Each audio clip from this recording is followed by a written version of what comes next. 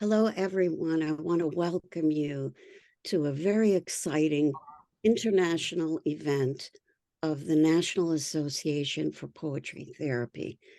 And the National Association for Poetry Therapy is a national group in the United States, and we use poetry, story, and symbol for healing. And we are so excited to have you join with us today for a very special presentation. Before we begin, Nicholas Maza, the president, I'm going to ask you to say a few words. Is Nick? Yeah. Let me, can you hear me? Yes.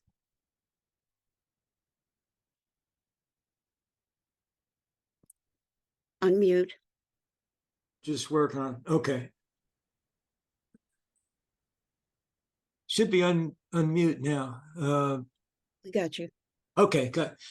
Yes, welcome everyone. We are, of course, thrilled to have you here, and Anna and your colleagues. Special thanks. I'm so thankful for all that you do. It has, needless to say, it has a lot of meaning for all of us, and hopefully we all can join together and make this a very positive experience. So thank you and welcome. Thank you, Nick. I'm Sherry Ryder, education chair, and I'd like to just quote Marge Piercy's few lines to be of use. The people I love best jump into work head first. I love people who harness themselves, an ox to a heavy cart, who pull like water buffalo with massive patience, who strain in the mud and the muck to move things forward, who do what has to be done again and again. We live in dangerous, unusual times. It's our privilege today to meet three creatives on the other side of the world who have jumped into doing the work in the mud and the muck. And they are all volunteers working with the military and the people of Ukraine. So we have two artists, Anna and Olena, and Yaroslav, who is a journalist.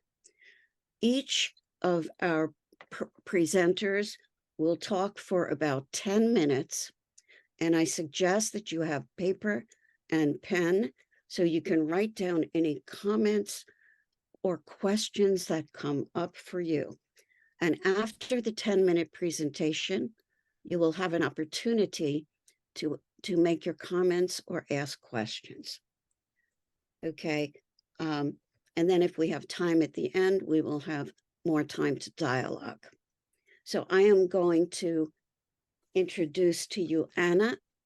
Anna, we met Anna, Nick, Catherine, and I met Anna because she reached out to the National Association for Poetry Therapy and wanted to know how she can help the people of Ukraine with story, symbol, poetry. And she has been wonderful, passionate, and committed in bringing the tools to Ukraine.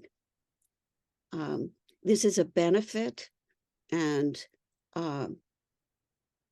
whatever monies come in will be dedicated to the use of poetry therapy in Ukraine. So I bring to you the wonderful Anna. Thank you so much. Firstly, I want to say that I am very grateful for your support and for this idea to organize the event. We invited also Olena Budasyuk, poet and volunteer. I studied with her and performed at art festivals. Also Yaroslav Karpets, writer, and volunteer with whom we won the Ukrainian competition 2021 in the journalist category.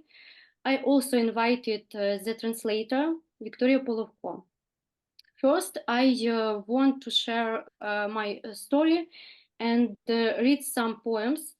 This is to provide more context about the environment in which we live.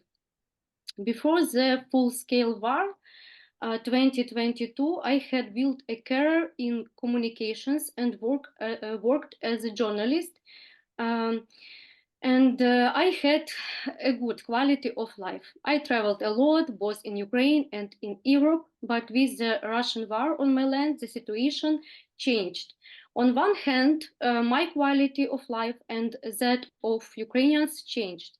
On the other hand, there is pain, death, and loss. My parents were in occupation, but only for 1 month. During that time, we had no contact with them, and I couldn't sleep because we knew that people were disappearing, especially those with pro-Ukrainian positions. During this time, I applied for a residence grant in Sweden.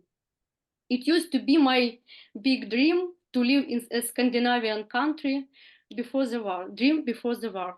But when I was granted this opportunity to go to a peaceful and safe city in Sweden, to receive twice as much money as my salary and have house for my family, I declined. I left Kiev with my family immediately. We settled in a small Ukrainian town closer to Poland, but being on our own land is a great happiness. Hearing the native Ukrainian language and being with my people. Since my higher education is in folklore studies, I understand very well what it means to have a connection to one's homeland and ancestry. And when there is darkness in my country, I want to be with my people. After a month of full-scale war, I started volunteering for the Ukrainian army. I organized fundraisers on my social media page. The amount ranged from $100 to $3,000, and I documented everything by taking photos of the receipts, recording videos, and more. In 2022, I realized that the most valuable capital is people, and the resource is trust. Through volunteering, I had a lot of communication with the military and realized that we lacked knowledge of psychological self-helping. So I took several courses in crisis psychology. Later, I accidentally learned about poetry therapy. I got to know Catherine, Nick, and Sherry. I was truly surprised by how supportive you all are. When you hear news every day about people dying, when your acquaintances and loved ones are under aerial bombardment, when childhood friends are dying on the front lines, in a moment, whether you want it or not, it seems like the world doesn't hear you. Words cannot express how grateful I am for your support and for being here today. I'm very grateful to Sherry because thanks to her, my individual consultations, which I started earlier, have now evolved into work with military, their families, veterans, volunteers, and also with psychologists. I am being invited to other cities for group workshops.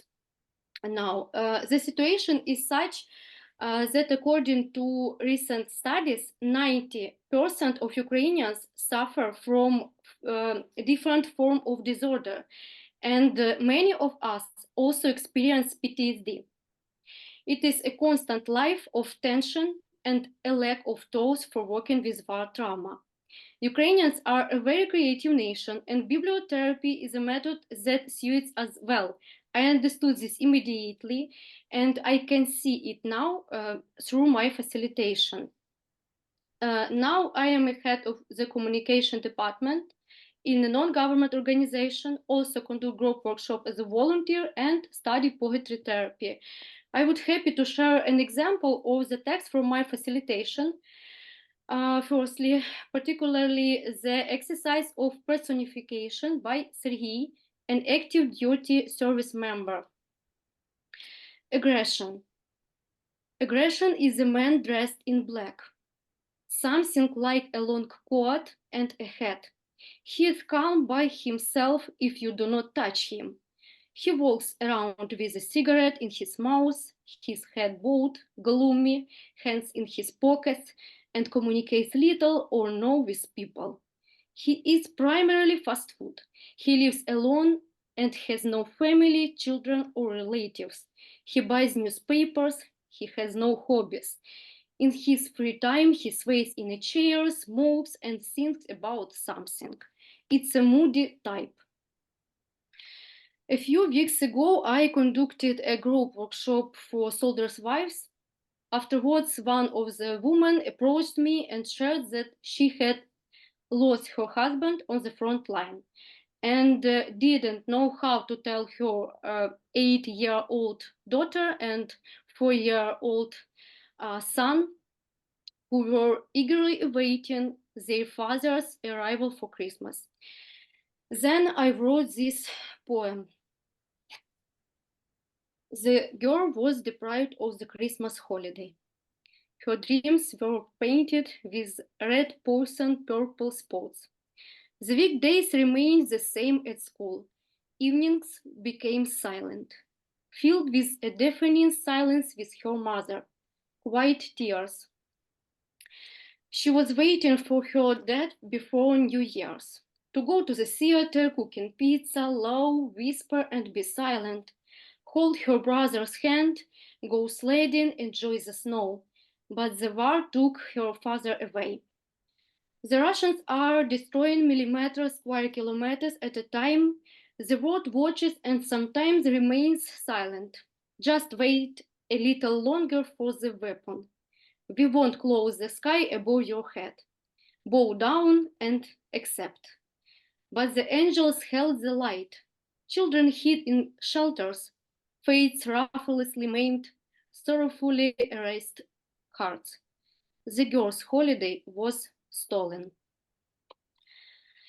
If it's about me now, I am so fascinated to study poetry therapy and providing poetry therapy in Ukraine. I have grown spiritually, I think. From my recent poems, here is one. At the dark pink crossroads, I saw the skill of living a desireless path, not clinging to what fades away, to everything that digests existence and forgets.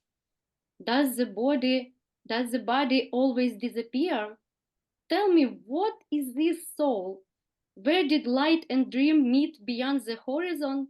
Where did they divide the expanse in half to draw clear lines with blue eyes that blindly gaze past humanity when they should see through and through?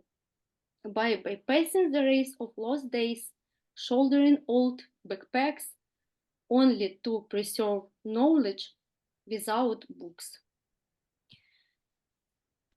Thank you for your attention and thank you for your support. Thank you so much. Thank you. Okay, so now we have time for questions and feedback, and Jenna will call on you if you raise your hand. Or Jenna, how would you like people to show that they would like to make a comment? Yeah, if you can use your reaction buttons, those are at the bottom of your screen on that bottom panel. There's a reaction button, and you can click the icon that says raise hand. If you do that, I'll be able to see your question, like Sherry just did. Sherry, do you have a question? I do have a comment. The line you have, we will not close the sky above your head. I thought that was beautiful. Man tends to wreck the earth and attack other humans, but we cannot close the sky above your head, though you expressed eloquence about the girl whose holiday was stolen. Yeah, lovely. Thank you. There's a question in the chat from Anne, wanting to know if we will have access to print versions of these poems. I can send, after this workshop, I can send my poems and poems of my colleagues, Olena and Yaroslav. I can send you. Thank you. Yeah, go ahead, Jerry. I want to thank you, Anna, and I'm so moved by your talk and your words. I want to be with my people. That's so powerful, the choices that you've made. And I wanted to ask you about the poem you read, personifying aggression. And that was a most interesting one. And were you reading from one of your group members who were in the military? Was that a poem that they wrote? This poem from individual session, I did, I think, more than 50 individual sessions with one soldier. It's poem from individual sessions, but also I did group workshops. This from this about one soldier who has a lot of symptoms of PTSD. But I see that poetry therapy is working in our case, and very helpful for him. Yeah, and that poem seems to suggest that he was able to get out a lot of feelings through personifying aggression. So thank you for sharing that, as well as your own work. I see there's another question, but I don't see that your name is listed. It just says Zoom user. But I think that I'm gonna do this. Mm-hmm. Did you get them? Hi, Yeah, was perfect. that? Oh, thank you. So sorry. I thought my name was listed on Zoom. Usually I see that it is. I just wanted to ask the question. And first of all, thank you for sharing. You said that you feel that you're having this spiritual growth.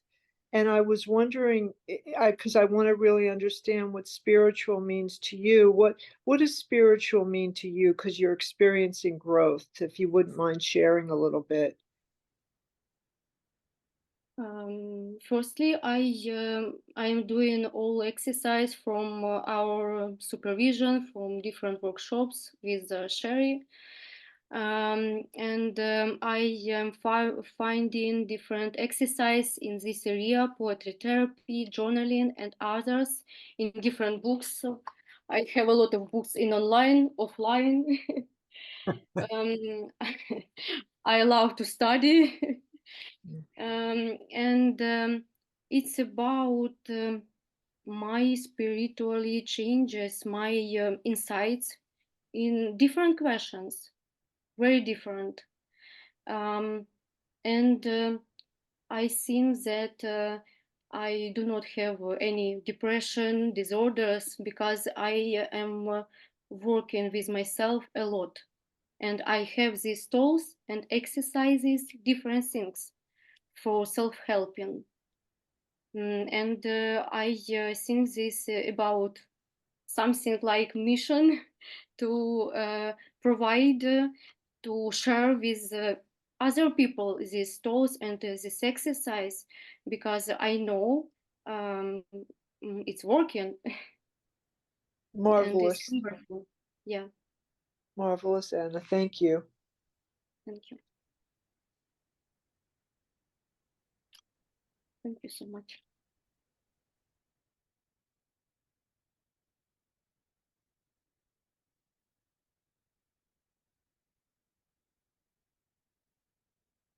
Any other questions? Yes, Nick. Hi, Anna. Thank you very much. You always go straight to the heart. One question I had, if memory serves, and sometimes it doesn't, you're also involved in the other arts. Is it dance or art, or am I accurate on that? If yes, how have you found, what's the interrelationship between poetry and bibliotherapy and some of the arts that have helped you do the things that you want to do that are so important? Mm. I now I also I'm practicing contemporary dance. I am playing in piano. Yes, in my group workshops we are drawing on the bags. I have these bags now.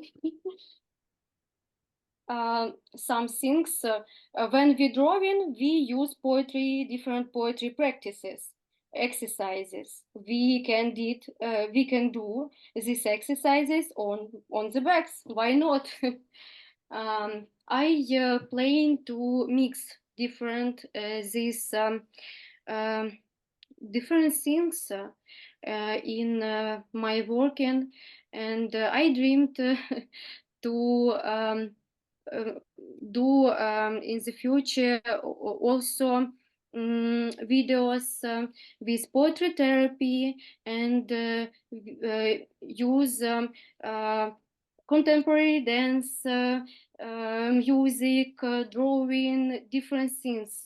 I love performances, poetry, dance performance, theater performance. This about my big love, and yeah, I try to mix different type of art, but I see healing of poetry, and as for me. Um,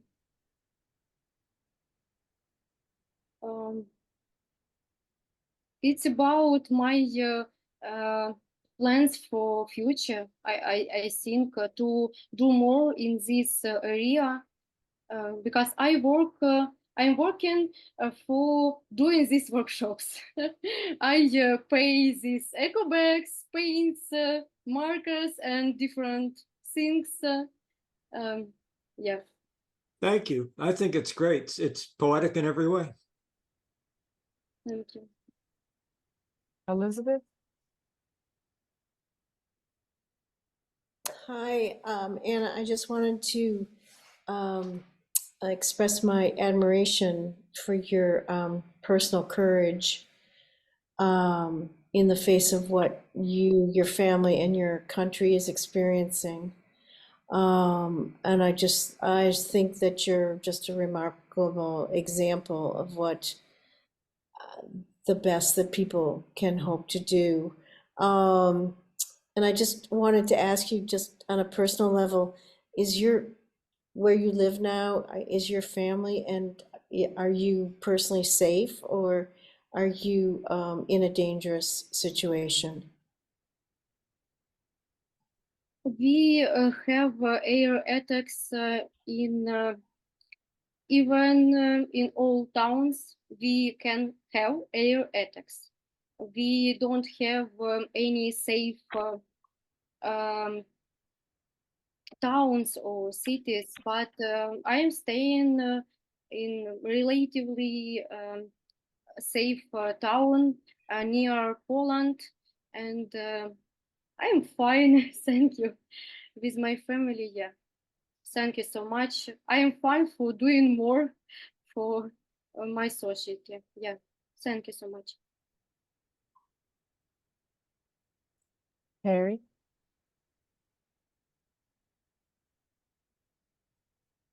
There we go. Thank you, Anna. I join everyone in saying, having great gratitude that you open your heart to us. And it's so exciting to hear someone on the other side of the world who's doing this work in a very volatile situation. So thank you so much. And your youth and compassion for those you work with is really, inspirational. You had a phrase that I didn't quite understand in the context of what, but I was very taken with this phrase. I think it was in a poem you wrote, just wait a little longer. And, you know, that's what poetry therapy is essentially about, is to give hope to people. And I wonder, with the people you work with, how hopeful are they, and how the people in general, the fact that they, you know, from where we stand over here, I sit and I say to myself, how do they stand it? And sometimes I feel very, very sad when I think of what they're going through. And yet I hear such hope in what you are telling us in your work. Thank you. Ukrainians, I think Ukrainians love jokes, and it's about therapy also. We believe in our victory. We believe in peace, and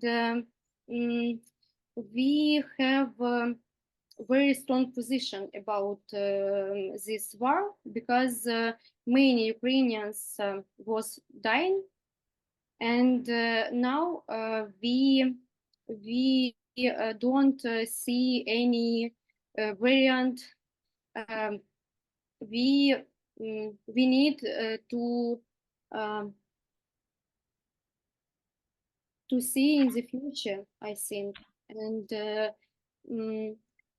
if soldiers don't want to visit psychologists and any helping, but soldiers' wives and psychologists, social workers, teachers, refugees are very openly for psychologists, for workshops, for doing something for yourself, their self, yes, and for self-discovery and resistance and recovery, yes. We try to do more for our psychological statement. Thank you so much, Anna. I appreciate your answer and everything you're doing, and those of you that you work with. Yeah. Thank you so much. All right, I see we have one more question.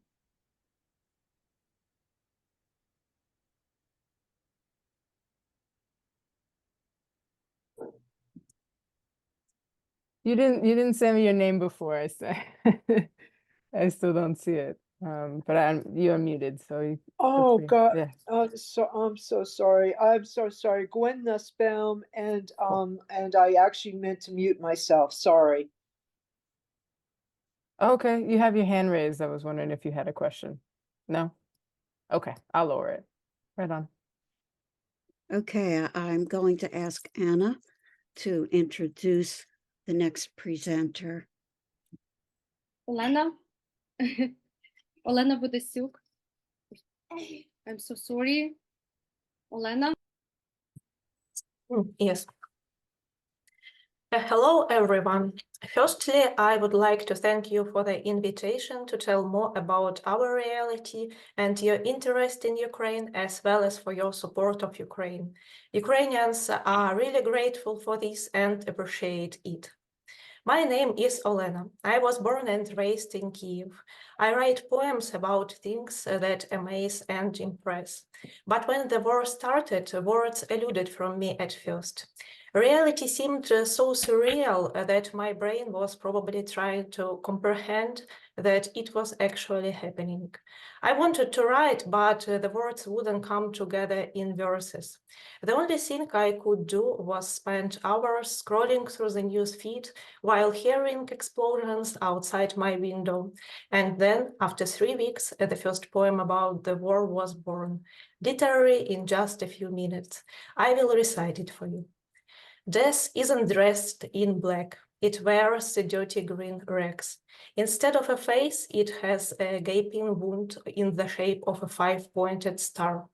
Death always comes from the east, attacking at 5 in the morning, attempting to scare the sun, so it retreats beyond the horizon. But will the sun abandon the people whose souls comprise the sky, the sea, and the sunflowers? Death wanders aimlessly, for it knows no path. It simply roams, leaving a bloody trail. It beckons to follow and seeks to mow down all those who meet it with fire, not flowers. But the savage death on our land, in our water, in our sky, has no chance. Yet the foreign death, once again coming to us from where we expected, will be choked on by our will to live. Even then, I was completely convinced that Ukraine would defeat the death creeping from the east. This was at a time when Russian forces were standing just 20 kilometers away from Kiev, and Russian rockets were hitting buildings every day. Back then, waking up alive in the morning was already a celebration. The people who stayed in the city simply believed in the Ukrainian armed forces and taped their windows so that if an explosive wave shot at them, the glass wouldn't scatter into thousands of shots, injuring everyone around.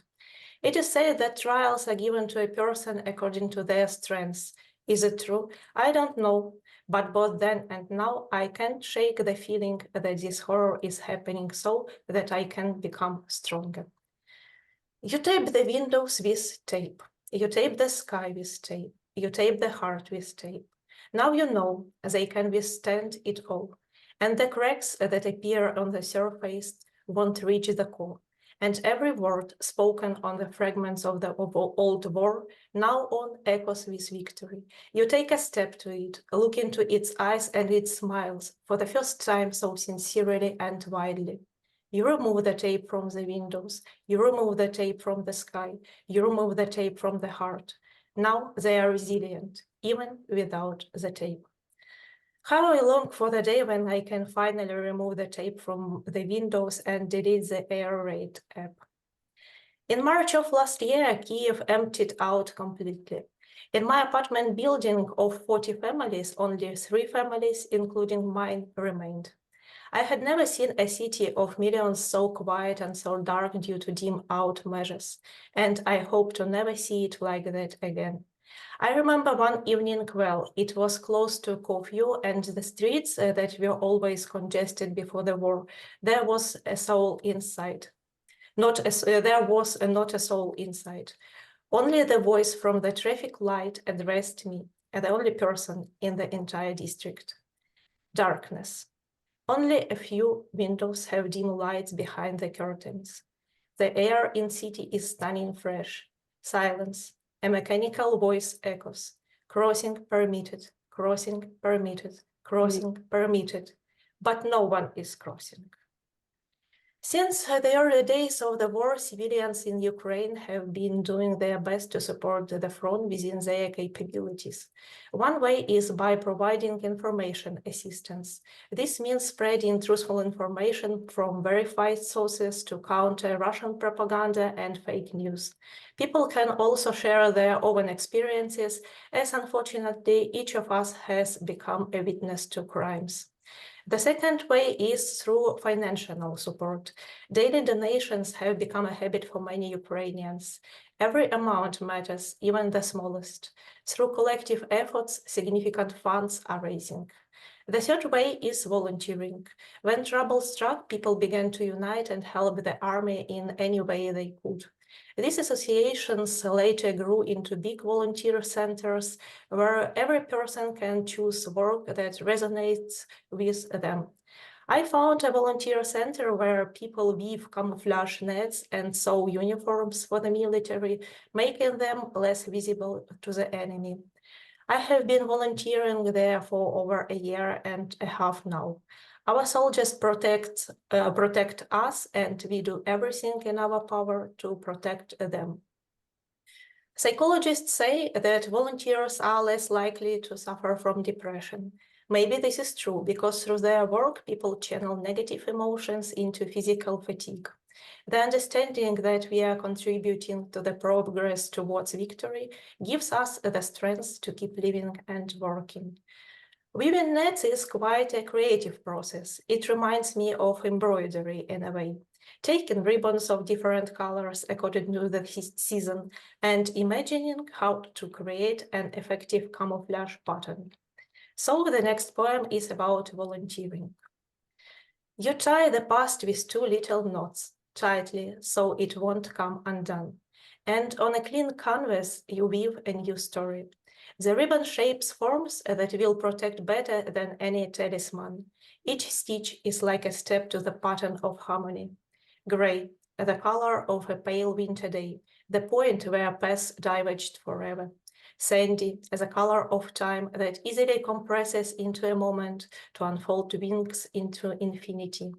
Green, the color of the future that will sprout through rusty iron and bloom amidst the ruins. Brown, the color of the earth for which people not only die, but also live despite everything. This epic had a sudden start. What will its end be? The future you finally create yourself is worthy of lasting longer than eternity. The military spring and summer passed quickly, and then autumn came, and blackout. In the fall, Russia attacked Ukraine's energy system, leaving us without electricity, heating, water, and mobile communication. Our energy workers are true heroes. They restored what could be restored as quickly as possible. Water appeared quite swiftly, but power outages lasted throughout the fall and winter. We were provided with electricity for only a few hours a day. Sitting in the darkness without internet, I looked at the familiar conveniences from a different perspective. I learned to appreciate everything that was taken for granted in peaceful life. By the way, poems are beautifully written by candlelight. The last rays of the setting sun shimmer on the glass. You can take your eyes off them as if your gaze can freeze the moment.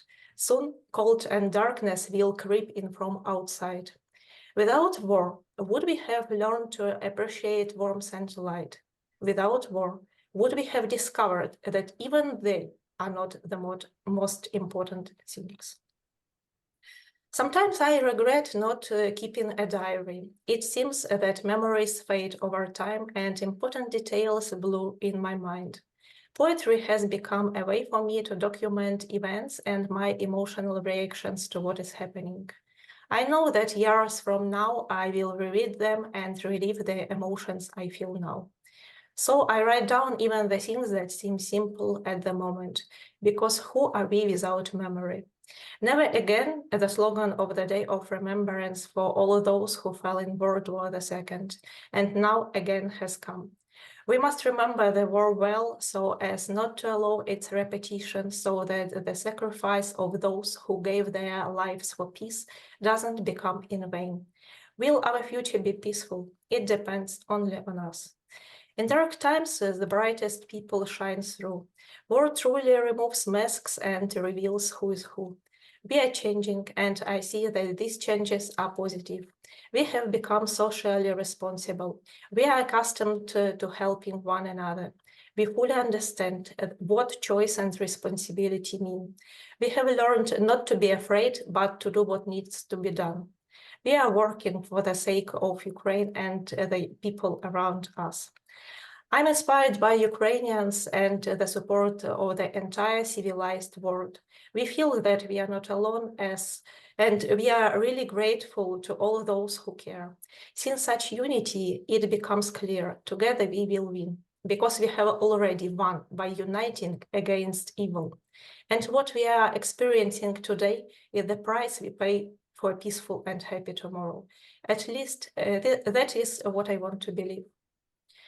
The unspeakably new bids farewell to the old fragile era. The dim ray fades to ignite with brightness. The word freezes to resonate clearer in a moment. Does what doesn't kill truly make a person stronger? What kills, for some reason, has come and wanders through our destinies, peering into our windows. The word life now echoes with pain. Instead of reaping, death wants to write poetry. Poetry about the eternal and unknown, prose about what never happened. Yesterday, the desire to live seemed insufficient. tomorrow, light and life will be enough. I sincerely thank the organizers of this event for the opportunity to be heard. Thank you very much. Thank you so much. I was very touched by one of your metaphors.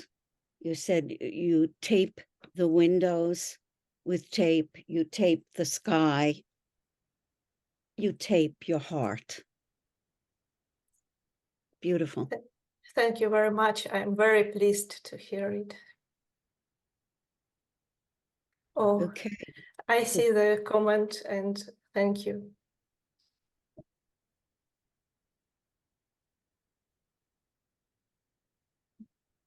Yeah, go ahead, Jerry. Yeah, thank you so much, Olena, for your beautiful words. And, you know, the question came up before with Anna about spiritual. What is spiritual? And we began to be on the topic of hope. And your wonderful words have really made that so palpable. The hope is all over the images that you present. And it truly is the pathway to the spiritual. So I feel like you've given us such a poetic answer. And I really appreciate what you're doing. And I also wanted to mention how struck I was by the first 3 weeks of this terrible situation descending upon you. You can't write in those weeks. And I, you know, a lot of what I've read about the poetic, the muse visiting and that kind of thing, when we're in shock, we don't write right away. And then at 3 weeks, you said the first poem came. And I'm so glad that others have followed. So thank you again for sharing your work. Thank you very much. And I can say that spirit for me, maybe it's bravery. It's bravery to live, to work, and to do what I need to do. Yeah. Sense.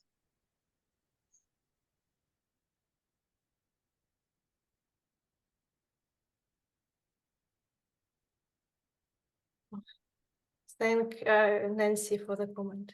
Thank you. Yeah, go ahead, Anne. Elena, your every word is poetry. Thank you so very much. And I didn't make a comment to Anna. Both of you, your courage and again, your willingness to be with us and to speak such eloquent English. Thank you so much. Thank you. Go ahead, Barbara. Yes, I also want to thank you all, both Anna and Elena, for your amazing bravery. And, you know, it's hard to imagine what you're going through and how your words, your actions, your spirituality is guiding you through the most horrific experience, the threat on your life every day. And I'm just so impressed with what you're doing. And the quote that came out for me that you said was not to be afraid and do what needs to be done. Thank you. I hope that this experience is for a peaceful future and our children and next people will not experience such horrible things.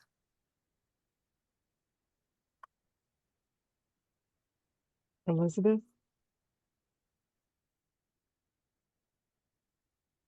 So thank you, Elena, also in the same way that I was appreciating Anna's words. And the two things that I got was the unification of your country behind, just behind your mission, and behind this idea of fighting evil, which is just, it's an amazing thing for all of you to be united in in that mission. I mean, we're all united in that mission in the entire world all the time, but you especially feel it in time of war. And the other thing that I really love that you said was, you said yesterday the desire to live seemed insufficient, and how much that captures for all of us what, you know, what just life is every day, even if we're not in war. Just the gratefulness to be alive, and I can see how it's so it's made so much more strident when you're living within a war. So thank you so much. Thank you for support.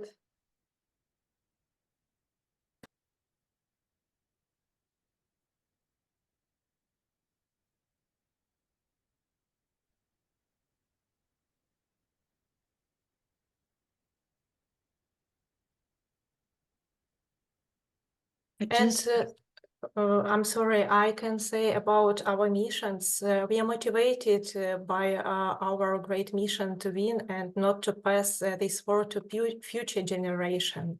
And you understand real life in the face of death, so we will live and we will win.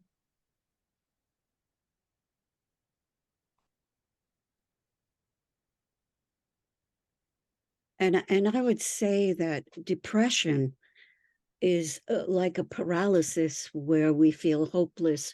We don't know that we could do anything. We don't feel agency. But all the volunteers are doing what has to be done, and therefore taking action and not succumbing to the feeling of helplessness and hopelessness.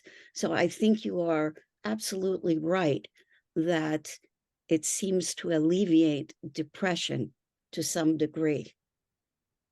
Yes, it's true. All the people in our volunteer center are really maybe joyful some days, and they want to live and they want to work, and they go through such things, but they truly understand. Then we will see our victory. There is a question here from Lorianne, and Lorianne is asking, when you write, are you writing in your native tongue and then translating to English?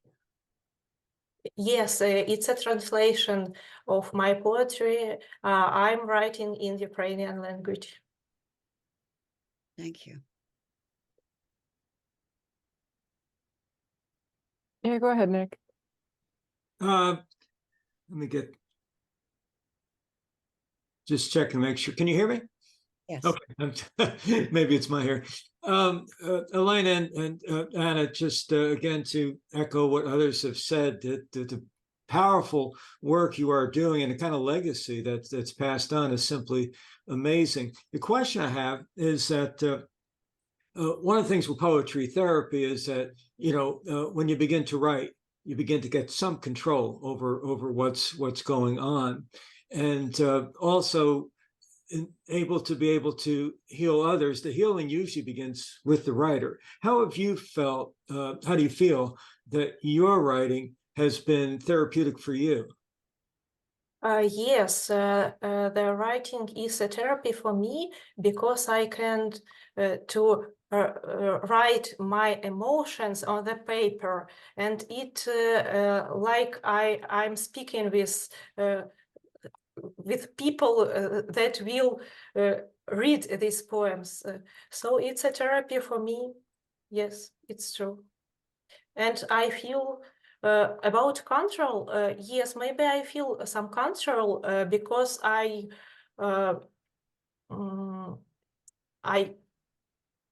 better understand myself with the help of the poetry.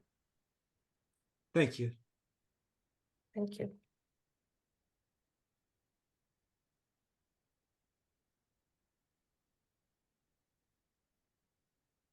Nancy has made a comment about the power of the metaphors and the fact that making a coherent narrative takes time. The fact that during trauma, you are creating, or even you are creating after or during the trauma. And during trauma, our narratives may not be so cohesive, but by having the hieroglyphs of the poems, our narration takes on some coherency. So you start to get it. You see in black and white what is you are experiencing internally, which can be very confusing. Definitely helping the narrative and moving it towards being cohesive. Yes, I think that poems, poetry for me is really the way to be understood by people who will read my creations. And Anne has said that she is mesmerized by the image of writing by candlelight and recognizing that you are like that candle illuminating our sight into your world. Thank you, You are the candle. for these words. Thank you, Anne. Nick? Yeah, just another question in terms of, we're talking about, the therapeutic value of writing, of expressing what's going on. How helpful is it to you in terms of using pre-existing poetry? In other words, poetry that other people have used, and what, is that helpful to you, and maybe identify some poems or pieces of work that you have found to be helpful? Poetry is helpful for me to understand myself better and to go through troubles. I think so.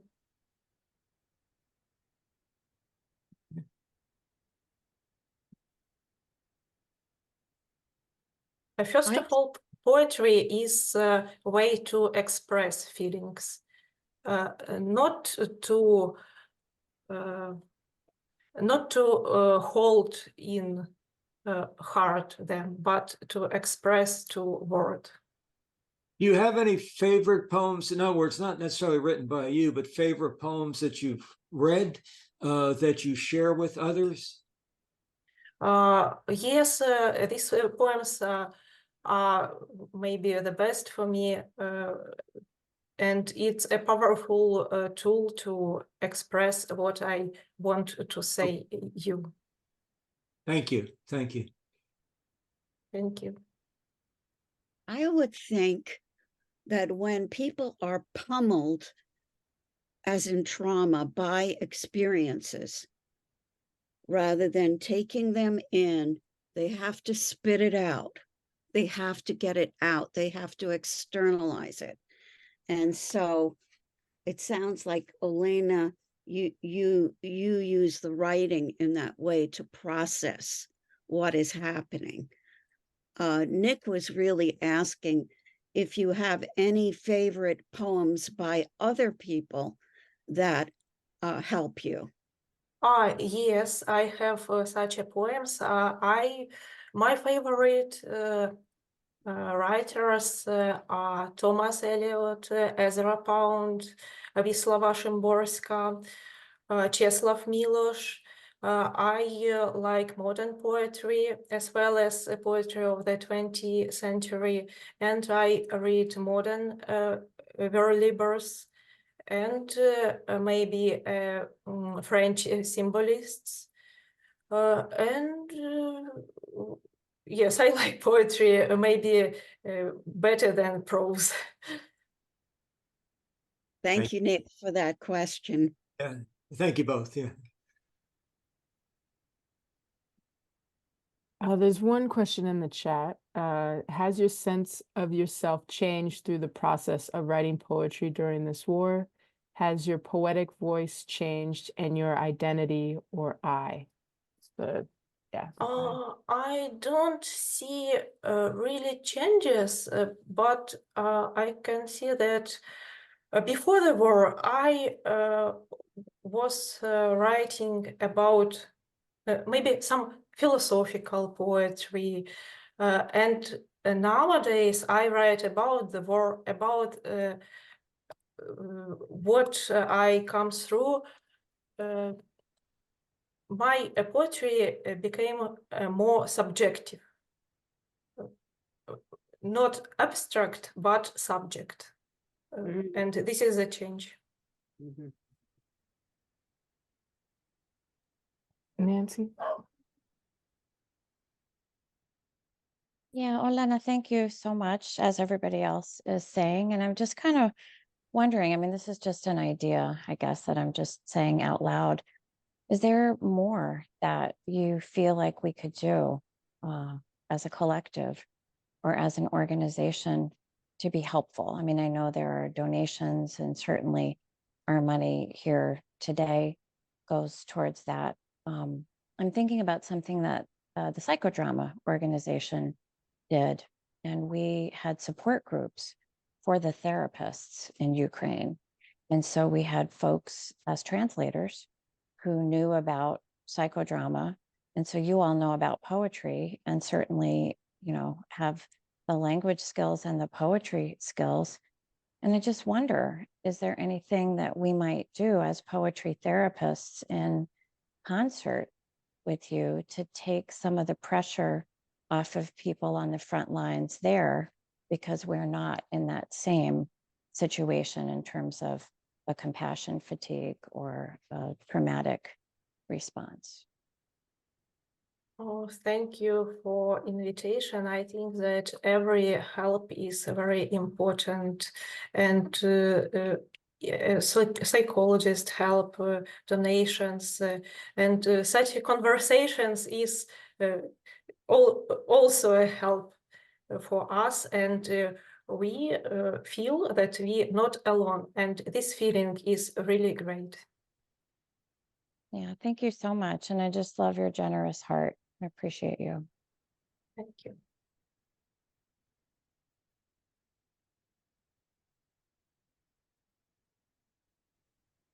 Yes, I would hope perhaps that we, as poetry therapists here, may somehow make ourselves available to do groups for training psychotherapists in Ukraine, and having ongoing groups if Anna is going in that direction. And there may be some opportunities in the future where we can help out. Maybe Nick, last thing before we can move on to the next person.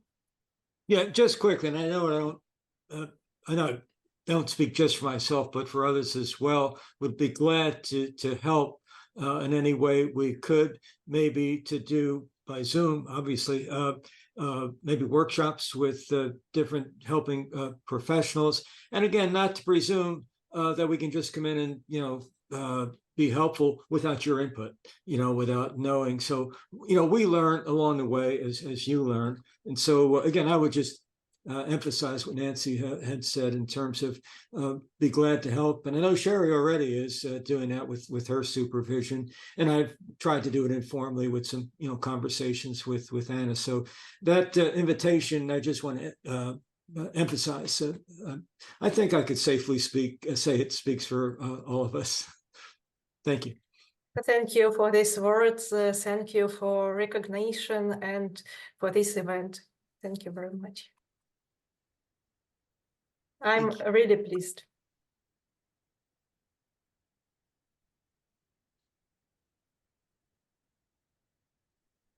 Okay, yeah. would you like to introduce our next speaker? Thank you so much, Elena. Thank you. Yes, we also invited our colleague Yaroslav Karpets, writer, poet, and volunteer. Yaroslav. Good evening, everybody. My name is Yaroslav Karpets. I am a writer, journalist, a public figure, a volunteer publisher. My volunteer journey began with the beginning of Russia's war against Ukraine in 2014. In 2015, I was a volunteer at the Kiev Military Hospital. I helped the military with medicines, food, things, holding a cultural and mass events at the same time. At the same time, I worked at the National Radio Company of Ukraine. On the radio station, I hosted the volunteer landing program. The participants of the program were volunteer soldiers of the armed forces of Ukraine, combat medics, military psychologists, prisoners of war, and others.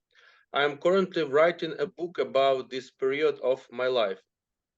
In 2022, Russia launched a full-scale invasion of Ukraine. Ukrainians often joke about the Russians, that the Russians came to liberate us from the Nazis. We don't have any Nazis. This is Russian propaganda. In fact, the Russians kill civilians, kidnap children, and destroy the homes of ordinary Ukrainians.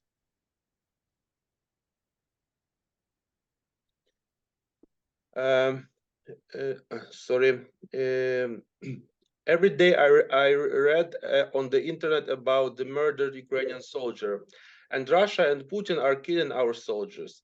This Ukrainian soldier is someone's son, brother, father, relative. Personally, Russian deprived me of my job, damaged my house with a missile fragment, and separated me from my family. Russia also killed my volunteer friend Alexei Antonov. Together with Alexei Antonov from Kiev, we carried food for the territorial defense of the city of Kiev, delivered medicine to the wounded in hospitals, and helped the old people. On March 30, 2022, the Russians shot a column of volunteers near Chernihiv. Benefactors brought aid to the residents of Chernihiv and wanted to evacuate people. Alexei Antonov died at the age of 28. I wrote an article in his honor, organized a theatrical event in his honor. Also, I wrote a poem about him. The poem has been translated into English and Polish. Now I want to that we are listening this poem on the YouTube channel, if we can do it now. If we can do it now on the YouTube. Anna, can you bring that up? Олексію, Yes, please. Олексію Антонову, загиблому під Черніговом волонтеру, присвячується. Брате, маєш крила, лети у божественну дальню вись. Може, стрінемось там колись. А тепер сльози, сум, біль, молитва за спокій душі твоїй.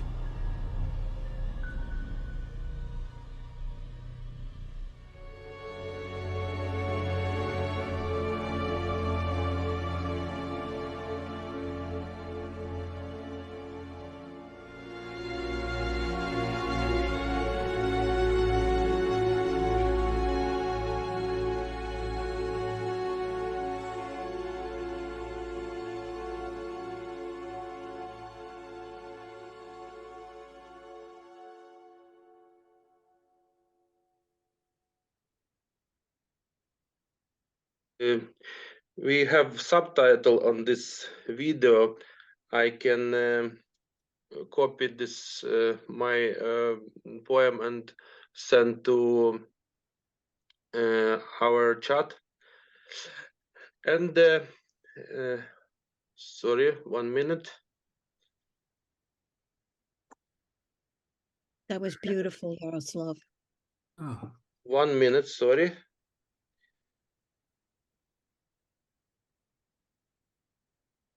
I want to copy it. Oh, I can put it in the chat for you. Ah, okay, I see thank it. you. Yeah, I got it. And I want to read a poem about Holodomor in Ukraine.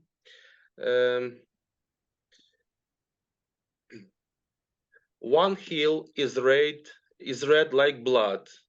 It's covered by a crow's cry. The sky is touched by mist, and stars convey a spark. In woods oak coffins lie, filled with bunches of bodies. The moon falls down and cries, with solitudes and grief. Golgotha is around with sadness. Saints tear down their shirts. Christ was long forgotten. The earth laid down of wrath. Stork's cries, the cries of death, capture the sun behind the window, cut it into two.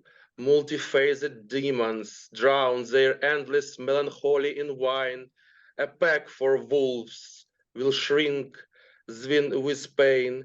Horses' hoofs will strike and fall down, beating all things up.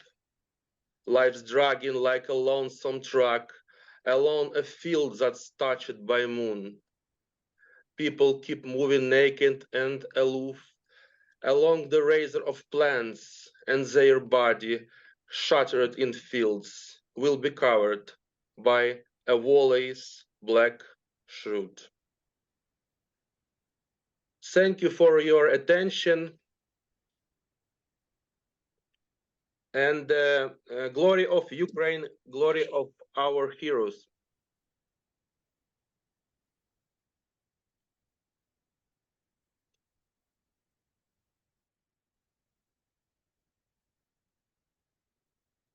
Very powerful. I wonder if we can share our thoughts and ask what you will. That was a very beautiful tribute to your friend.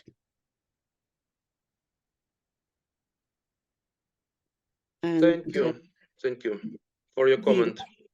Thank you. The last image was the earth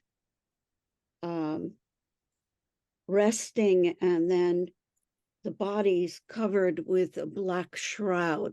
The bodies covered. This is just so tragic.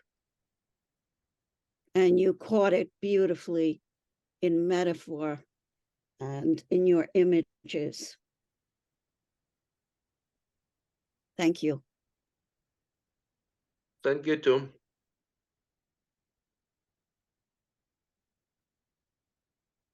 Go ahead, Nick. What you've, again, to echo Sherry, is just what you've captured is so powerful, and it appears to have a very specific role in one of the things I look at with poetry therapy is the symbolic ceremonial part of it, that you use this, to honor someone, to have that experience, that person live on. And so I guess it's more of a comment than a question, but the question would be, how do you feel like that can be used and given the experiences that you have? In other words, that it's a means of honoring, it's something that's symbolic, that has an impact.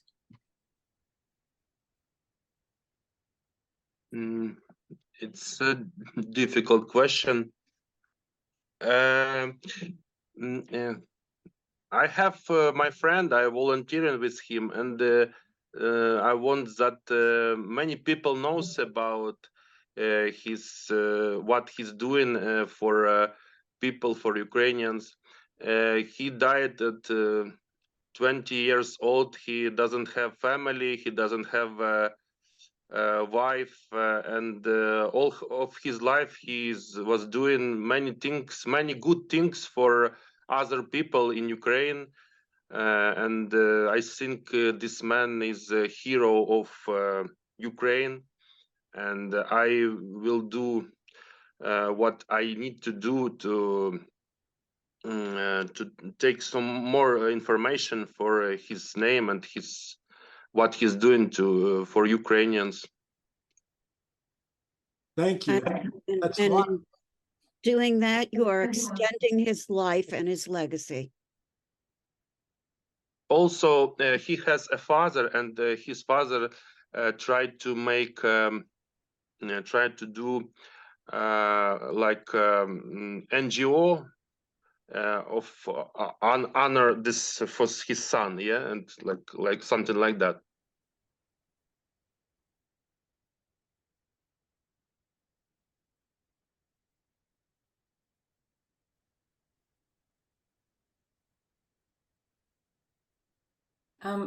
I just wanted to say that part of what's so important today for all of you is that you're making us so much more aware emotionally. Like we might read the news or know what's going on or not, and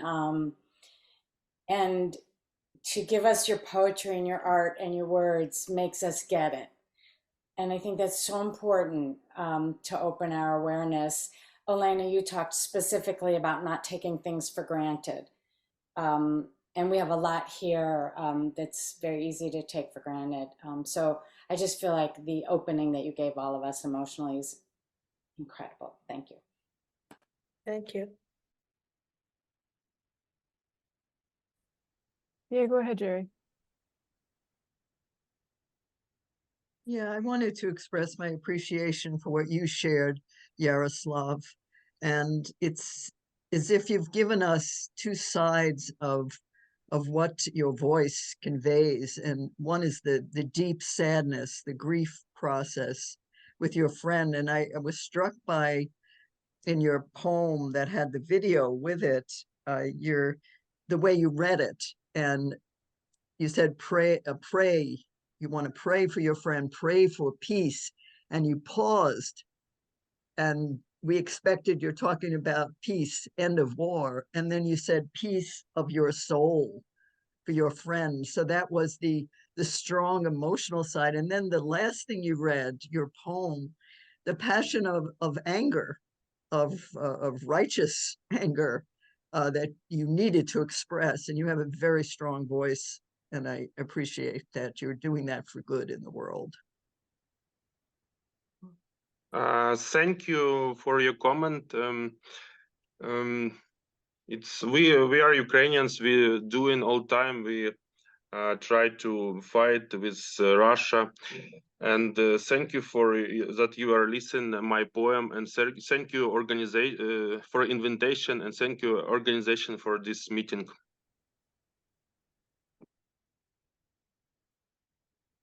Thank you.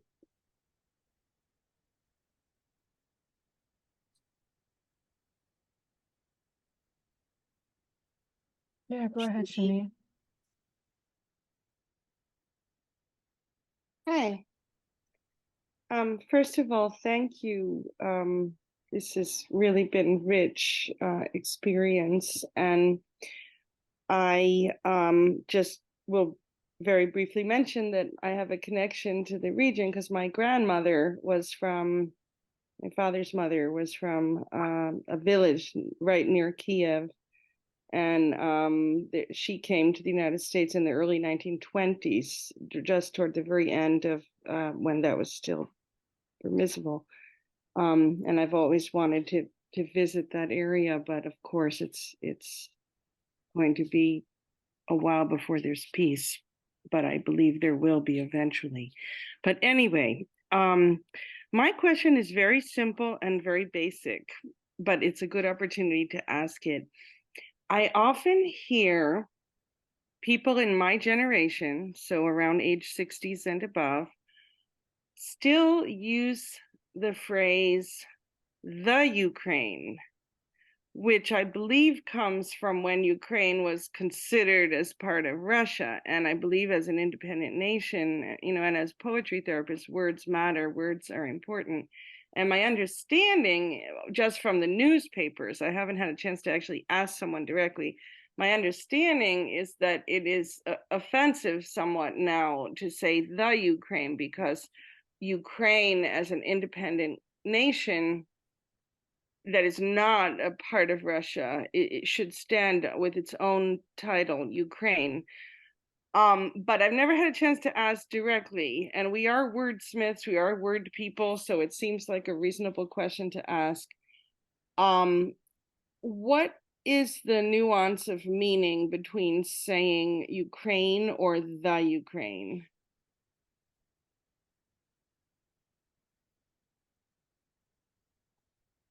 You asking me or all of us? It could be any of the three of you who are from you know, Ukraine, so that you would have some knowledge to speak to the question. It could be any of you. Would you like to answer, Yaroslav?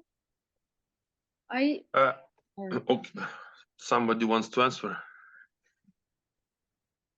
I think Victoria, our translator, knows this moment correctly. Use without ethical, without the Ukraine, because it's about country. We use ethical the when we tell about the USA. Yes, the United Kingdom, and we have it's as a rule.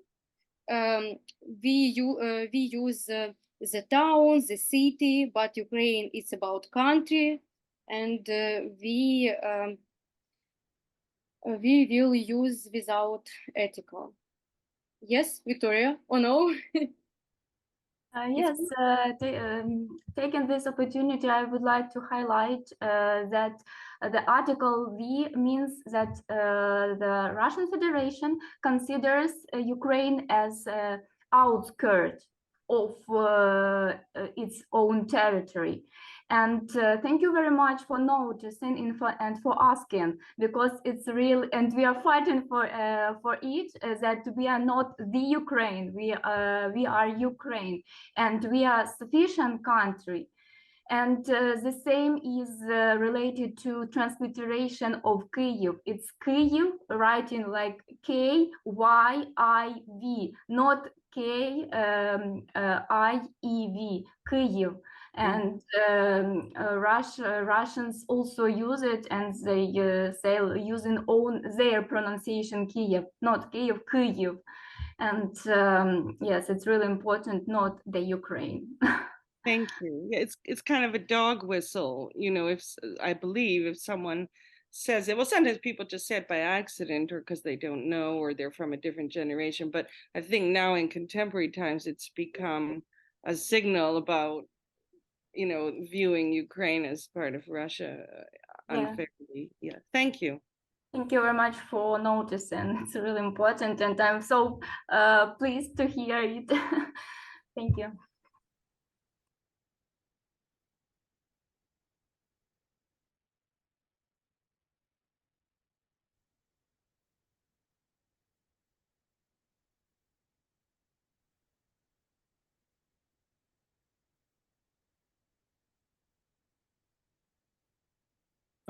Can I add something? Yes, of course. About Holodomor. It's a big tragedy for Ukrainians, and my grandfather and his he died.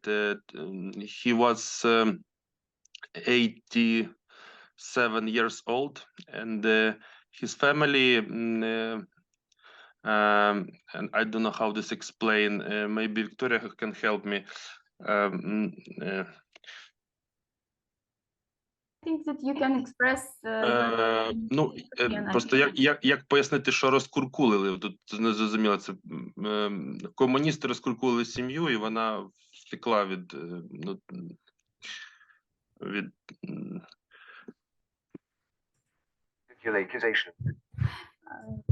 I think that we have the term, it's really important. So I can explain that Ukrainians that have had their own house, some they are quite sufficient, and they can live having all that is important for to provide basic conditions for good living. They were considered as very rich, and the goal was to take it from them by Soviets. And Yaroslav explained that his own family was dispossession, I think.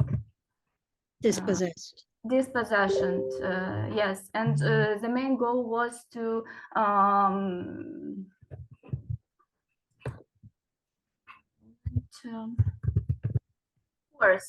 force people work on some metaphoric idea of commonless. Yes, Yaroslav. And what else? I explained it, that your family had this experience. Yes, and my grandfather, he goes from this Holodomor with his family, and it's like a tragedy for me and my family, and I want to write down about Holodomor book because it's very important to me to remember my grandfather and my grandparents.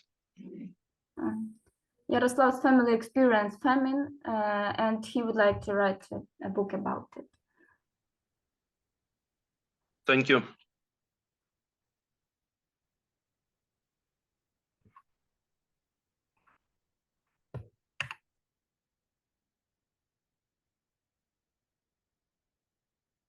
I think that everyone today, all the panelists have shared in a very deep and profound way. And since we are wordsmiths, poets, maybe it would be fitting for us to write to you a poem of what is in our hearts as we have listened and understand what is happening. Our wish, of course, is that peace will come to you. And let's try, if you will, a collaborative poem. So I am using the phrase, may peace come to you like an endless sky. That is the first line.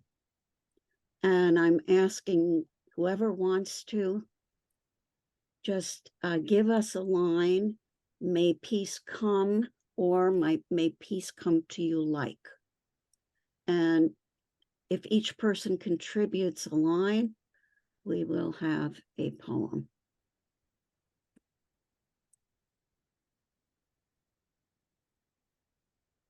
Should I give mine? Please put in the chat, if you would be so kind as to put a line in the chat. So it starts, may peace come to you like an endless sky.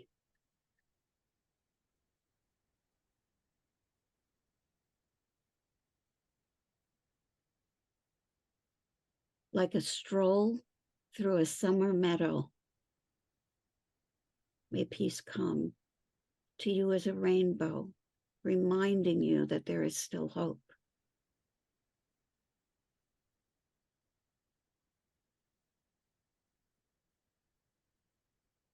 Everyone has wings, believe me. May peace come to you as an ordinary day. Leave room for the blank, silent spaces.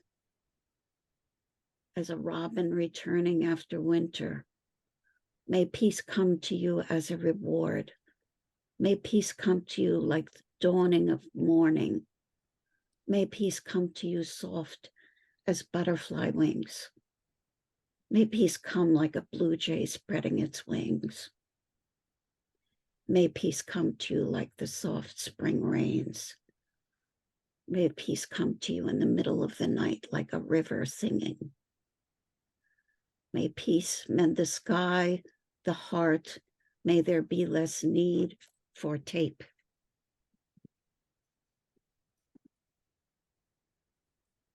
May peace flicker into victory's flame. May peace come to you when it needed most, when you need it most. Like a burst of sunshine, energizing your soul. May peace come to your mind, body, and spirit.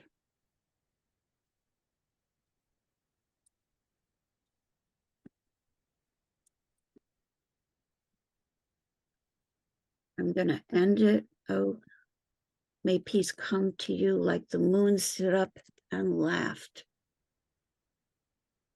And may it come soon. And may peace come to you like an endless sky.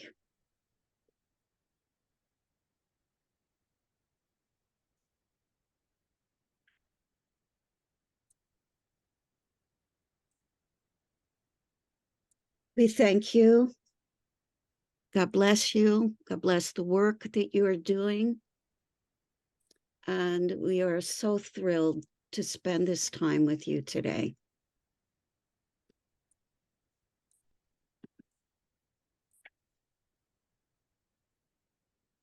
Thank you, everybody. Thank you. Thank you. Thank you for bringing hope. So much.